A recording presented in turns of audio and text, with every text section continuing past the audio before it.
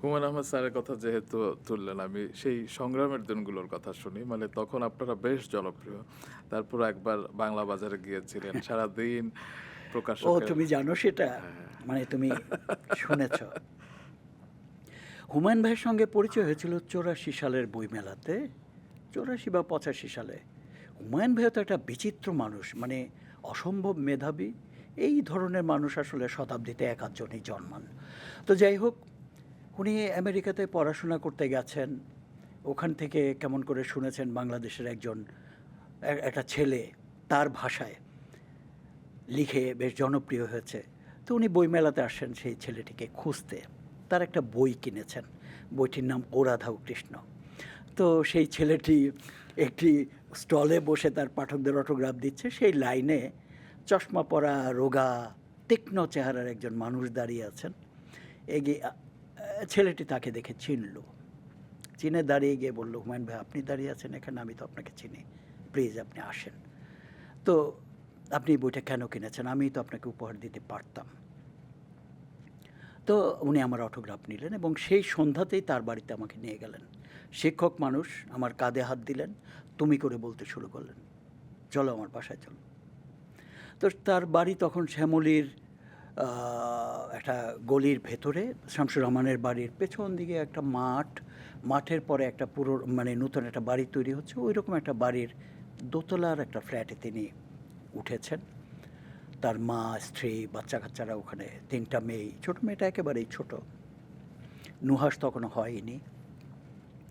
তো সেই বাড়িতে আমাকে নিয়ে গেলেন। ওখানে গিয়ে দেখি যে আরও দুজন মানুষ আছেন। একজন হচ্ছেন দাবার নিয়াজ নিয়াজ জি, নিয়াজ মোরশেদ। নিয়াজ মুর্শেদ। নিয়াজ মুর্শেদ আর দৈনিক বাংলার সালেহ চৌধুরী।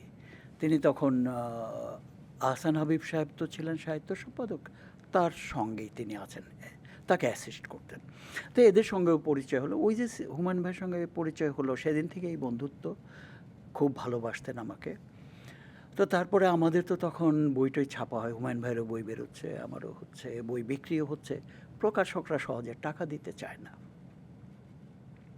এটা ঘোড়ায় 200-400 টাকার জন্য গিয়ে বসে থাকতে হয়।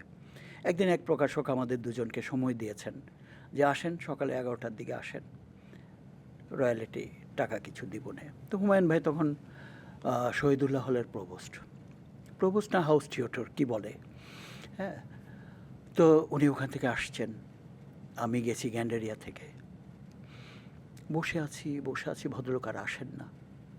দুপুর হয়ে গেল, আমাদের এক কাপ চাও খাওয়ায় না, দোকানের কর্মচারীরা কোথায় খাওয়াবে। তো আমরা নিজেদের পয়সা দিয়ে গিয়ে একবার চা সিঙ্গারা এনে ওখানে খেলাম। দুপুর হয়ে গেল। বিকেলের দিকে ভদ্রলোক ঘুম টুম দিয়ে ফ্রেশ হয়ে আসছেন। এসে বললেন যে আপনারা, হ্যাঁ আসছেন তো, বুঝছি সকাল থেকে এসে বসে আছেন, টাকা দিতে পারবো না, বই বিক্রি হয় না ভাই, রয়্যালিটি কোত্থেকে দেবো। কিন্তু আমরা জানি আমাদের বই বিক্রি হয়।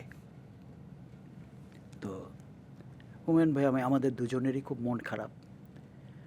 বেরিয়ে এলাম ওখান থেকে। বেরিয়ে এসে হুমায়ূন ভাই তো ভাই রসিকতার মানে রাজা। জি। বেরিয়ে আমাকে বলে, এই মিলন, তোমার পকেটে টাকা আছে? এমন আমি 10-12 টাকা হইতে পারে হুমায়ূন ভাই। বলে কি, আমার পকেটে 20 টাকা আছে, আমার যেহেতু তো রিক্সা ভাড়া লাগবে, তুমি তো হেঁটেই যেতে পারবে গ্যান্ডারিয়া, তা তুমি 10টা টাকা দাও আর আমি 10 টাকা দিই।